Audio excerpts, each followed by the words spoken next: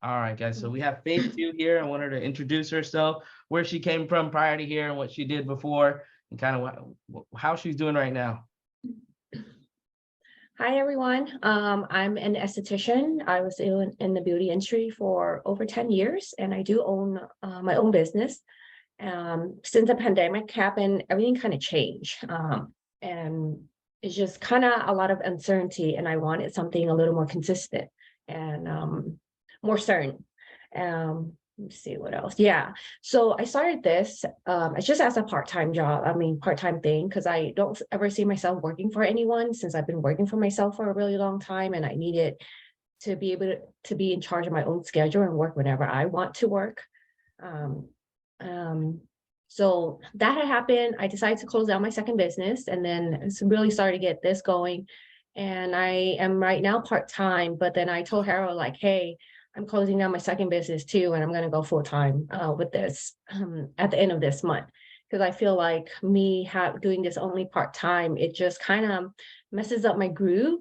And I get into a rhythm too late into the week where now I'm playing catch up. So I want to be able to do it at the beginning of the week and then just ride that wave out until the end of the week. And it just makes more sense for me. So yeah. Got it. Well, tell us a little bit about your beginnings here. So, like learning everything, being that you're part-time, trying to actually learn everything before you can even hit the field. How was that for you? Okay. For me, my situation is a little, I guess I'm very fortunate because I live 15 minutes away from Harold. So at the beginning, I would be at his house every single day, even if I only had 2 hours before I had to drive an hour to my work. I would be there every morning and until the evening, and I listen in on everything, whatever conversation is going around me. Any questions I hear people ask and I don't understand, I ask him. So in a day, I'll probably call his name like 10, 20 times, like Harold, Harold, Harold, what's this, what's that? And just kind of absorbing everything in and just learning from listening first. And then the script kind of just came a little while after because Harold told me I was too nice and it was too polite. And he was like, you need to be ruthless. So whenever I'm doing a presentation, I don't let people take control of the conversations anymore. I only let them if I ask them a question, but that's me gearing the conversation to kind of get to know them a little more. But other than that, I don't let clients take control of the conversation anymore, and that's what helped a lot. But yeah, so just being able to train with Harold was pretty much what helped me. And then having, I'm in a group chat with Omar, Harold, and Eric. And anytime I have questions, if Harold can't answer me, I go into the group chat and I text them and they give me an answers right away. So it's nice. Let's go into a little bit about like your schedule. Okay, what hours you're working, what areas you're working, what it took for you to learn the presentation, and we'll go over that. But let's talk about your hours, where you're working, and why you chose to work there. So I'm doing East Coast time right now. I'm in California, so East Coast time, they're 2 or 3 hours ahead of me. So I've had to rearrange my entire schedule. Right now, I'm waking up at 5:30 or 6 a.m. I go get my workout in, I come back, I shower, eat, and then I hop onto my 8 a.m. or 9 a.m. appointment. And I make sure that I'm very consistent because anytime I'm not, then the days, it's how you start your day, but also very important how you end it. So I've made a point to make sure I stay on track and on schedule. And I didn't realize that you don't really get to eat when you do this. So I'm so used to eating 5 times a day. And then when I was training with hair, I'm like, dang, you guys don't eat. Like you see them eating like once a day and I'm over here like starving. So now what I do is I make sure I prep everything ahead of time so that I'm prepared. So being prepared makes it more enjoyable. So yeah. Okay. How many appointments in like what times do you do? Like, do you do 1 hour window, 30-minute window? How many appointments do you generally do a day? So right now I'm trying to book at least 8 to 10, and every appointment is 1 hour because that's what I'm comfortable with. But then Omar said something to me. I asked him about his schedule, and he said that he usually double books. And what he does is he go with whoever confirms their appointment first. So as I'm getting more comfortable, because I'm only a month in, but now I'm just getting into the details of the script now, and then I know when I can engage people in the script. So I'm more comfortable at like how fast I can do it. So now I'm just gonna slowly ease my way into double booking clients. Yeah. How about the process of learning the presentation? Like what helped you learn the presentation? And Oh my what things do you feel like is good advice to help somebody learning the presentation? So I think at the very beginning, my very first client, they both had cancer, and I was so new to the script where I didn't know how to take a step back and present myself and not the script. And it bothered me for a few days because we never even got to the point of trying to see if we can get them qualified because both of them had cancer and he got super emotional. I didn't know what to do. And I feel like I kind of failed them because it's not about writing the policy at the end of the day, being able to try for the clients and being able to see if you can do something for them. I think the effort put into it is most important. So that bothered me for a good few days. I was kind of upset about it. And I made it a point to really know the script. And then when I was at Harold's training, I'll read the script, but he'll come over and like, okay, summarize it. Tell me what it means in your own words. That helped me out a lot. So understanding it completely. So like what type of advice, like for example, as a new person trying to learn the presentation, since a lot of people, Uh-huh. we have new people here, we have people who are like transitioning, I guess you could say. So what advice do you have for them to like really push themselves to learn that presentation and learn it properly? And what advice do you have on that? So at first I was kind of reading the script a lot and now I'm summarizing it. But if you pay attention, there are certain parts in the script where clients are always saying yes or okay. If you pay attention to that, you're engaging with them. It's not you presenting to them, you're having a conversations with your client. So it's a lot of back and forth, and then they stay engaged and they understand. So it's like they trust you. Um, Learning the script wise, just making it your own. For me, I find that I've been laughing a lot in all my appointments. I'm having conversation with clients. It's feel very normal. It's not a sales transaction. It's more I'm helping them, and they're putting their trust in me, and they want to get help. Yeah. Good, good, good. So like it's how about like products, right? It's not just the presentation, it's like how about learning, because again you're within your first 30 days, and we I want to like kind of dissect like your process more of like what did you do to like get yourself to this point where you could submit 13. Like did you really hone down on the presentation? How about like maybe toolkits? Did you spend a lot of time learning the toolkits, that kind of thing? What exactly really do you think is the most important part for your learning and kind of advancing yourself? As the toolkits is there, policies are okay. I think it's just um people love human interaction, right? And then yes, you have the skit and the tools are there. And then just I always make sure that they know that I'm here for them and I'm helping them and this is in their best interest and they need it, like they do need it. And so I'm being more assertive.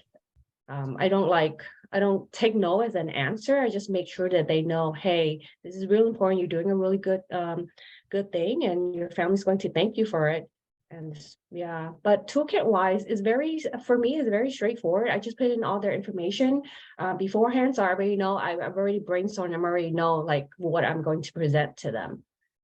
So everything's very smooth. And I may just like with everyone else, I make notes of everything. So at the beginning about when I'm asking questions regarding their family, painting the picture is the most important thing. I believe painting the picture and knowing who they're going to protect. And that works out a lot because even during the application process, I put out on those, oh, okay, you have 3 kids, what are they into? Or a boy or girl, and what do you guys do for fun? Or travel plans, things like that. So it becomes a very normal conversation versus a sales. Yeah, good, good, good. Cool. A question that I got here was that how many leads a week and what lead type? So you're working mortgage protection? Yeah. Yeah. and you have about what 100, you should have, I think it's 100 leads a day that go out. Yeah. So But that's the usually, even formula. with 100 leads, I'm able to only book like 10 or 15.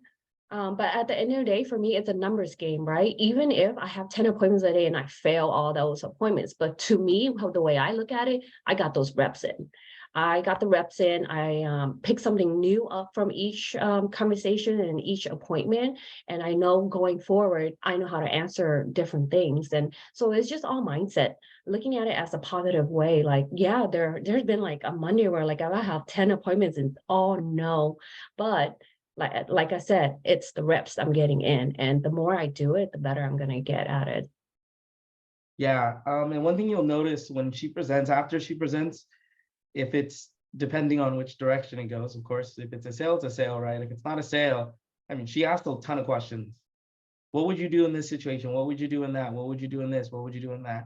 So one thing that you know, admire for her, like when she first started, was she was very relentless on trying to learn this. It's like, no, I need to learn this. I'm gonna learn this. I'm gonna be good at this, right? It's just, you know, watching she watched like everybody's presentation. Everybody sat on Zoom, listened to all these different presentations, listened to again, she was sitting with me and listening to me have conversations with agents about what would you do? What would you do? What would you do? Right. So that's why I always advise, like, sit in the breakout rooms. Sit in the breakout rooms. You're gonna, just by wallflowering, you end up hearing like scenarios and advice, things that you are going to run into in the future, or you know what I mean, like presentations wise, you hear all these things, right? You jump into little mini trainings because somebody will start telling like, yeah, this is what you should do, this is how you should do it. But that exposure is what gets you further, okay? Because the hardest thing for us, you know, as like a management team, we can't replace experience. It's not possible, right? We can help you expedite it, right? And to expedite it is, again, listen to other people's presentation. The objective, you know, and it's funny with Faith, we were talking about it. She's already finished her first book, her first notebook of 100 clients. Okay, so that's the objective, right? Push yourself to see at least 100 people, 100 people, 100 people, 100 people, 100 people. She's already finished. How many more pages are you already done with it? I ordered my second book. I'm waiting for it to come. Okay. Yeah, So I have like a couple pages left. good. And that's what you guys got to understand. I mean, in the beginning, she was kind of just putting in clients, even though she wasn't sitting with them. She was kind of doing some like preparation prior to the appointment, which I told her to not do that. But yeah, you only want to put people in there if you're actually sitting with them, not scheduled appointments into the book, into your notebook. But nonetheless, that's the objective, right? It's get to your first 100 appointments as fast as you possibly can. And that's exactly what she was trying to do, right? Because the faster you get there, the more experience you have, the better you'll be. And now she's just like, how do I see more people? What do I do to get more people? How do I work on I need to work on the weekend. Can I get, what do I do so I can see more clients and whatnot? So, you know, it's an amazing thing to see a new person just pushing themselves, you know, and trying to better themselves. And again, asking questions, right? That is the biggest thing. When you're new, ask the questions, ask the questions, ask the questions. Okay. She spent the time to learn the presentation, learned everything that we do, and asked questions to get herself better. What do I do? It's a lot of high level questions, which was great. I love it. Okay. High level questions. How do I do this? What do I do in this situation? Okay. So, you know, what advice do you have for a brand new person getting started from training all the way through to doing presentations? What advice would you give somebody, and like, how would you tell them to run this process? So I feel like the one thing, as we get older, the one thing that we can never get back is time. So how are you going to utilize your time, and are you going to be satisfied at the end of the day with your work ethic and how much you put into it? And setting small goals. So I'm initially setting small goals. So my initial goal was at least 10 a month. And then I put my head down and I just keep pushing and pushing. And I'm like, oh shit, I look up and I'm already at 9,000 something. And then Harold told me it doesn't count if you don't get to 10. So I was like, okay, I'll get to 10. But I think initially setting goals is, and then learning, like you said, learning and listening. You have to listen first. listen and take everything in, absorb it, and then you can make it into your own once you get really good at it. And then with the script, I find that little things, listening to people, especially recently I went on FFL, one of the training videos from the convention. There was the speaker who said he gives out his business social security number to clients before an application. So what I've been doing too is right before I start an application, I'm like, okay, while you still have your paper and pen ready, can you write down this number for me? It's my business social security number. And right there, it's already personal information to personal information. So when I get into the application process, I never, for some reason, never get pushback with their social security number. Sometimes I get pushback with their banking, but then of course we have a lot of rebuttals for that, and that helps out a lot. So knowing the rebuttals and being automatic, very like putting it in the back of your pocket or right in front of you, and just quick and easy. The second you hesitate is when they're like, because if you think about it, I would never give my information out to someone over the phone. Like for them to trust you to even get through that process, it's already one step ahead of everything else. So yeah, just quick, easy, fluent, and just transition. Make sure your transitions are nice. And even if you stutter, just hop back on and start conversations. Because sometimes people are easily distracted. If you can distract them with a conversation about something you had earlier or something they mentioned. So yeah,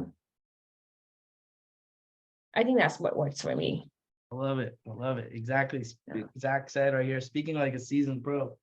Yeah, I mean, one thing that is very important in this business is who you surround yourself with, right? Are you surrounding yourself with people who, are fine with writing two, three policies a week? Or are you surrounding yourself with people who are 10 plus, 10 plus, 10 plus, 10 plus, right? And, she's, again, being around with me training, and then she surrounds herself with people like Omar. She sits in a Zoom with Omar, and Omar's 10 is the minimum, right? And it's that's who she's surrounding herself with. People who are like, oh, I need to write 10. She's listening to people who are like, oh, 10 is really where it starts. And me saying it and reiterating it, hey, 10 is where it starts. So that bar is set really high, right? So that work ethic follows, okay? So she's pushing herself. She's seeing other people do it. And at the end of the day, it's like, well, why can't I do it? Why can't that be me, right? And that's the attitude she's had from the get-go, was, why can't it be me? Like, why, like, I'm going to do that. I'm going to be really good at this. I'm going to do exactly what these other people are doing.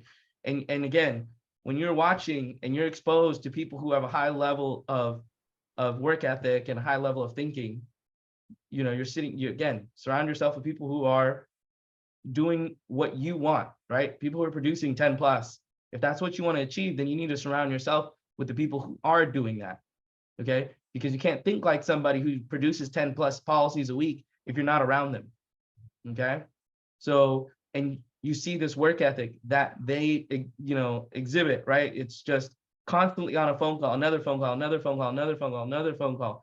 And they're pushing each other. Even Eric Nichols, who did 10 policies this week too, was like, where's Faith at? What is she at? What is she at? And you're hearing it from him constantly. What is she at? Oh, she's at, I got to get to 10. I got to get to 10. Because she's at 10. All right, I'm going to get to 10.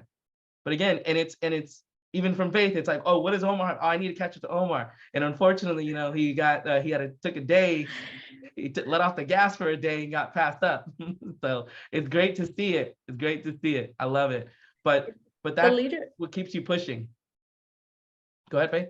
The leaderboard is actually really fun because, like, being competitive with yourself is one thing, but like seeing other people win and wanting to win too and putting in the work, it's like, damn, okay, I see you, I want to do that too. It should be like that. So it's always positive energy. I love the vibe, and we're all constantly pushing each other to do better and like making sure we all are succeeding.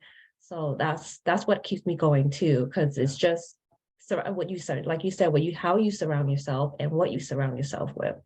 Yeah. And exactly what Omar just put a comment here. This is a great example of what happens when a brand new person fully immerses themselves into the business. It's very, very true. When you put yourself 100%, put forth 100% of the effort and actually kind of dive in head first and just don't look back. It's this is the result, right? You're trying to be good, like learn everything, right? Learn the process, learn the products, learn the presentation, and pushing yourself into it, right? Again, showing up all the time, being present, listening. Okay, those things are that's how you get to where you want to be. You unfortunately have to do things that it's not fun, right? And you have to push yourself. You really do have to push yourself. So and again, when she called me the other day and said, hey, she's like, hey, I'm gonna quit my other job. I was like, whoa, I thought you just wanted to do, it's like, whoa, I thought you just wanted to do this part-time, but it's like, well, it's like, oh, I'm making more money at home doing this than having to travel and do that. Hey, Like, Paulie, hey, Paulie. yeah, exactly. So it's just, yeah, it's just, yes, amazing, right? You're now able to replace, and it's not even been a month, or it just hit a month that she's like, oh, I'm already replacing income for both the locations basically that she had. So it's an amazing thing to see. Next, I mean, especially now, I mean, she's really pushing. And then you said, is it this month that you're full time now? Starting March, I'll be full time. Oh man, I mean, that's gonna be crazy. Yeah. Full time faith. Yeah. That's gonna be ridiculous. Yeah. I mean, because breaks in between. at the end of the day, it's a numbers game, and we're just going to keep playing the numbers, right? So if I have one more extra day, I can get in at least 8 to 10 more appointments. Let's say I just hit one appointment that day. It's still a win over not having any that day.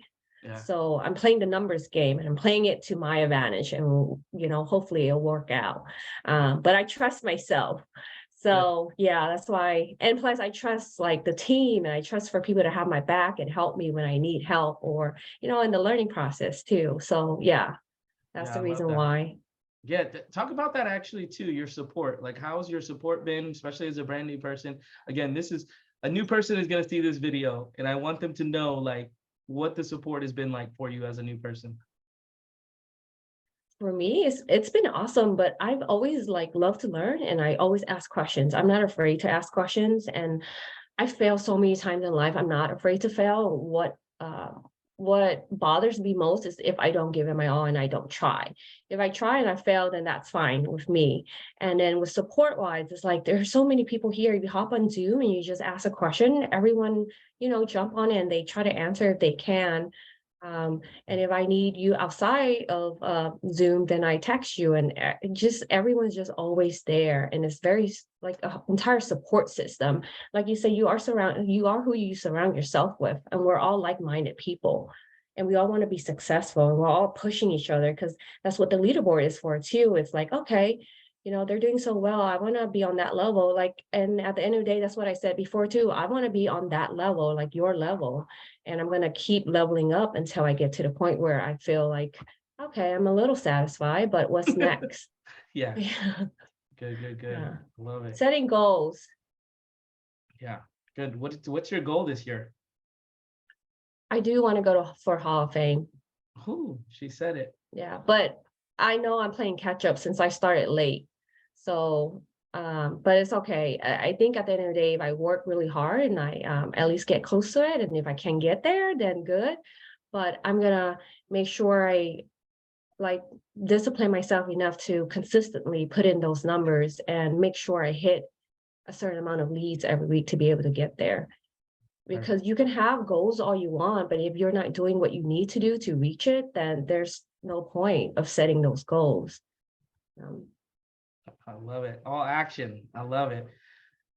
I would have to say though, having thick skin in this business, you have to have thick skin and just let things roll off, because you will come across a lot of rude people, but it's not a reflection of yourself. It's just what they're going through. So you're just being understanding of people when they are rude. Yeah. Faith, this is awesome. You're talking like the people that are talking on stage at convention. It's pretty freaking cool. No, I mean, I was jazzed coming back from convention, but this wakes me back up again. Okay, thank you. I was telling Harold I'm not a public speaker, but I'll do it today. I think a lot of us are not necessarily public speakers. It's really interesting. I'm not a public speaker either, but I'll do these little mini ones. Yeah. Faith, we absolutely appreciate you jumping on with us, and we look forward to seeing these 10K plus weeks every week. So thank you for being with us today.